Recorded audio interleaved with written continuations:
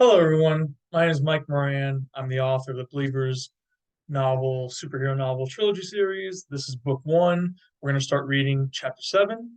I hope you all like it. Let's do it. I'm going to share the screen for you so you know exactly what I'm reading. All right, here we go. Chapter seven, Dreams. Jerry returned home from his unusual day at school. He dropped his backpack on the floor, kicked his shoes off his feet, and collapsed on the couch. His parents were still at work, and he felt tired after the dramatic shooting event. So he tried taking a nap. After everything that happened, it was no surprise that Jerry would have a strange dream. In his dream, Jerry was flying around in space, soaring past planets and stars. He had no space shuttle, wore no special suit, and had no protection at all. Yet, he didn't have trouble breathing, and he experienced no pain. He felt like a comet blasting by everything with extreme speed. All was well until he reached the sun and stopped. A mob of darkness, like a disease or plague, was spreading around the sun, trying to engulf it. As the sunlight slowly faded away, it reached out to Jerry and said, "Hold me, protect me, and nurture me until I am well again. In return, I will augment you with the power of belief. If you are true to me, I will show you everything." "But I don't want everything. I just want peace," Jerry screamed back, not understanding what was happening in his dream, but wanting the best for everyone involved. The sun knew what he meant, but could not provide it immediately, and would not lie to him either.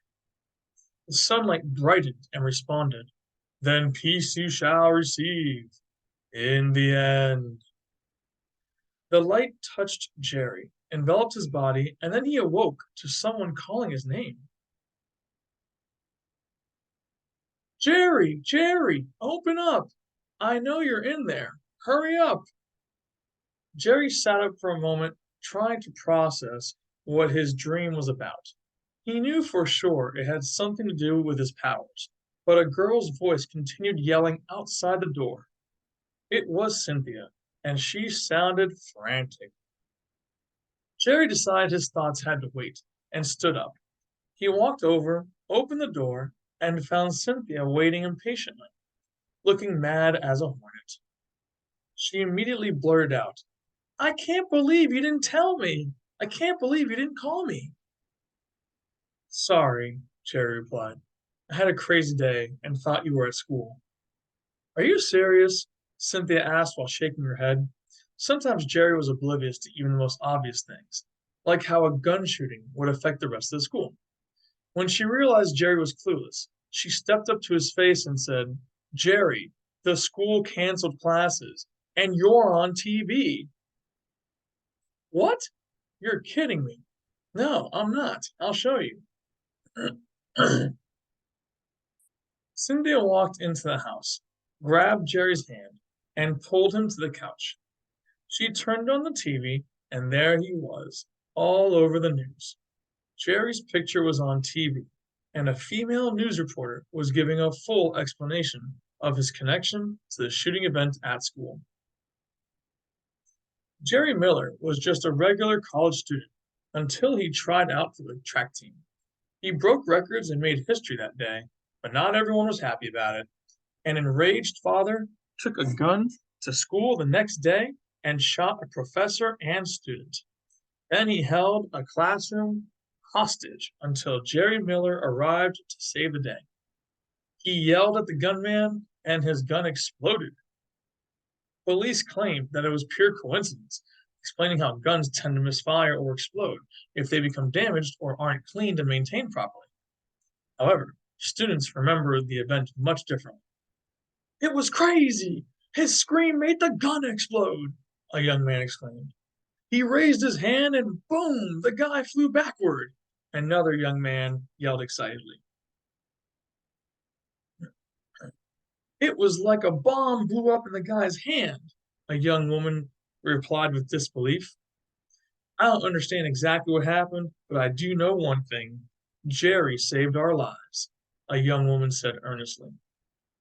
Cynthia looked at Jerry, expecting to see a confident grin or a big smile, but instead he seemed depressed. She turned off the TV, gently placed her hand on top of his, and asked, "What really happened?" Jerry took a deep breath and explained, "It's all true. I made the gun explode somehow, but I screwed up. All I wanted to do was send the gun flying out of his hand. But when Kevin came in, they started arguing, and everything got crazy. The situation escalated so quickly, and the man aimed his gun right at Kevin. I got nervous and scared that Kevin or someone else would get shot. I reacted with my emotions and couldn't control my powers." Jerry, you can't blame yourself for this. If you hadn't been there, who knows what would have happened? The guy might have killed everyone. You saved many people. You did your best. I know. You're right. Jerry agreed and looked down for a moment. Then he began shaking his head and said, "But I wasn't good enough. I have to get smarter, faster, stronger, and learn how to control my powers completely."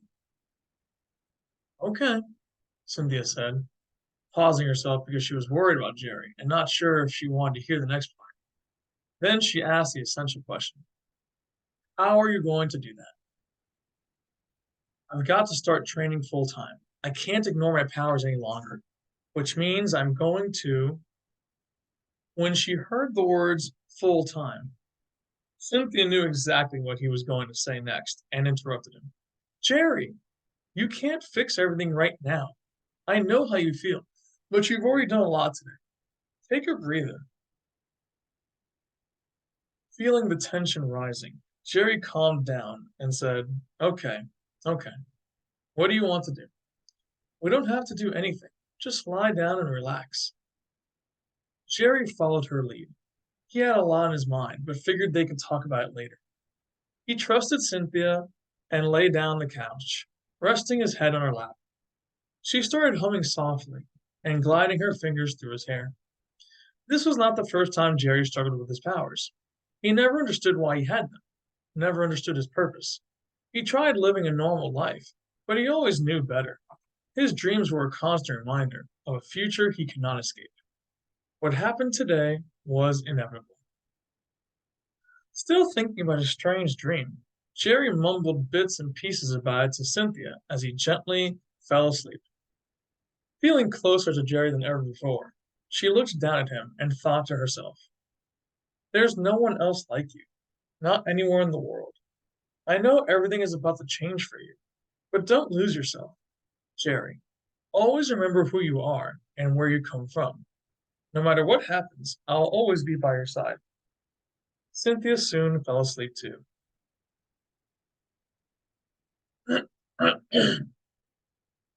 1 hour later, Jerry's mother unlocked the front door and rushed into the house. She hectically put her stuff down and said, "Jerry, I got out of work as early as I could."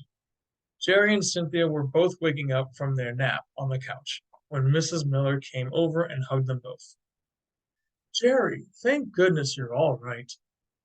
And Cynthia, I'm glad you're here too. I heard the news and I was dying to come home and see you, but my boss wouldn't let me leave unless there was proof you were injured.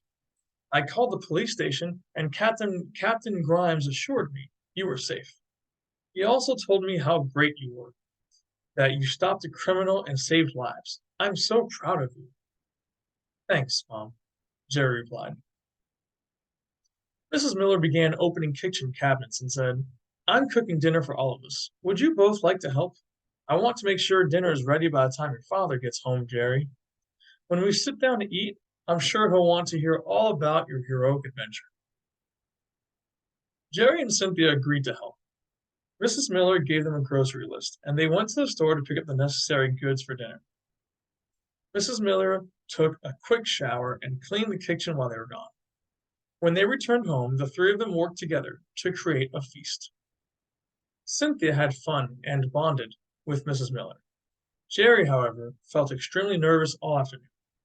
The last thing he wanted to do was recount the whole story again. especially for his parents. He was worried the truth would frighten them or somehow change their family relationship. Later that evening, Mr. Miller arrived home, and everyone sat down for dinner. Jerry often felt underdressed when his father came home from work. He was traditional and professional, always wearing a buttoned down shirt and tie, even on rainy or casual workdays. It was intimidating, especially when Jerry had so much on his mind. He wanted to tell the truth, but he knew his parents might not approve. Jerry wished he'd worn a dress shirt and tie too. Maybe that would make things easier to explain and more believable. They all ate a typical Cuban meal that included rice, black beans, sweet plantains, Cuban bread, chicken, and bistec de palmilla, and fried steak.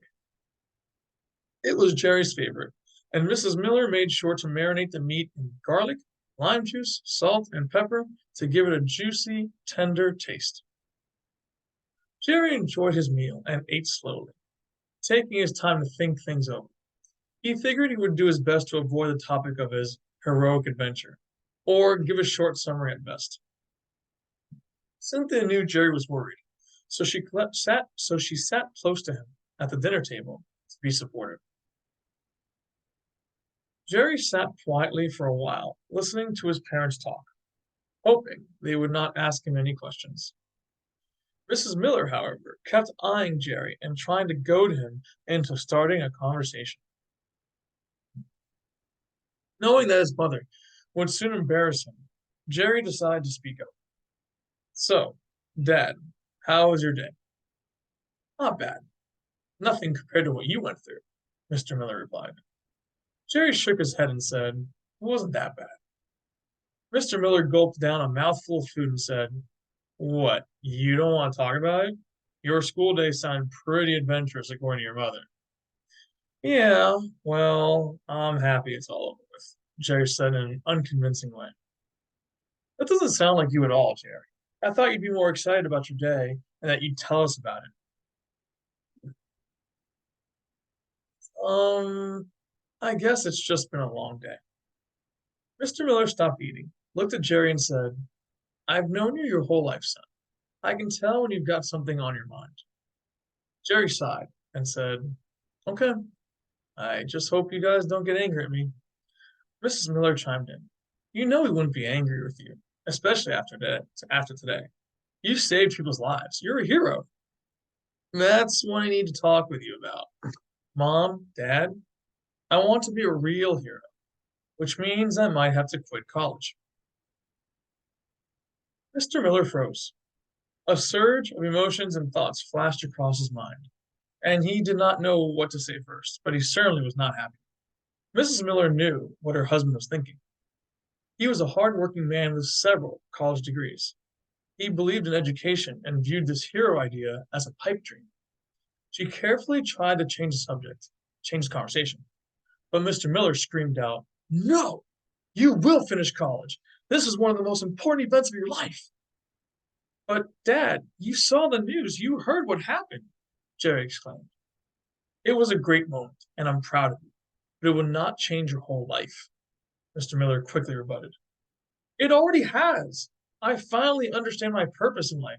These powers I have are pure coincidence, all of them. They're not real, son. You've just been lucky so far. How can you say that? Jerry replied with frustration and disbelief. You believed in me my whole life, and I believed in you when you almost died in the hospital. I also believed in Sunfish and cheered them on because of you. Why won't you believe in me now? It's because you want to throw away your future and your happiness to be a hero. That's the most idiotic thing I've ever heard, Mr. Miller snapped. You're right, Dad. The fact that I believed in you and thought you'd be okay with this was idiotic. How dare you? Bam! Mr. Miller slammed his fist on the dinner table and shook everything up. Drinks spilled and eating ceased. Everyone sat paralyzed in fear without knowing how to react. Mr. Miller was about to say something else, but he saw his wife's face of shock and disbelief. He knew he had gone too far. He felt empty and disappointed with himself. as if he disgraced his whole family. He soon stood up and began walking to the front door. Cynthia was all teary-eyed and could not hold it in any longer. "Please stop! Don't go!" Cynthia cried out and burst into tears. Jerry held her hand and tried to comfort her. With his hand on the front doorknob, Mr. Miller stopped and listened. "My father got angry at my mother one night and walked away. I watched him leave. He never came back. He was so angry that he forgot everything that made him feel happiness and love. He forgot about us." Cynthia sniffled and tried to stop, but she cried even more. Watching Mr. Miller's actions reminded her of the past, triggering horrible memories of life without her father. Jerry felt her intense emotions as she squeezed his hand tighter. A tear came down his left cheek. He never knew this about her family. Mr. Miller slowly turned around and said, "I'm sorry, Cynthia. I didn't." "No, don't apologize to me. Apologize to your son. He's the most beautiful person I've ever known. He's done so much for me, you and everyone. I don't know what I'd do without him. But he loves you. He talks about you all the time. And if you love him, then just ask him to show you the truth." Cynthia stared at Mr. Miller as if he was her last hope. All the pain from her past was tumbling upon him, and he felt at a severe loss. Everyone could see and feel that Cynthia wanted redemption, not only for Mr. Miller, but for her own father as well. Mr. Miller's anger immediately disappeared, and sadness replaced it. For a moment, he too forgot everything he loved about his son. One insignificant conversation changed everything he believed, and it crushed him. He walked slowly back to his chair, sat with his head down, hid his face in shame, and said, "Son, please, show me your powers." Jerry closed his eyes and started to meditate. There was a flower vase filled with multicolored carnations in the middle of the dining table. The flower petals started coming apart, one by one, and floated up into the air. The lights suddenly went out. It was completely dark. Mrs. Miller gasped for a moment and then waited in silence. The flower petals started glowing bright red and danced around the room. They whirled and twirled above everyone's heads, slowly coming together into letters. Eventually, they formed a message on the wall that said, "Sorry, Dad." The lights slowly turned back on, and Mr. Miller was in tears. Everyone was. They all stood up and hugged each other as a family, Cynthia included. Mr. Miller said, "Yes, son, you can be a hero. I'll help you any way I can. We all will." And that's it. The end of chapter 7. I hope you all enjoyed it, and hopefully the next video will be chapter 8. Chapter 8. Thank you all so much.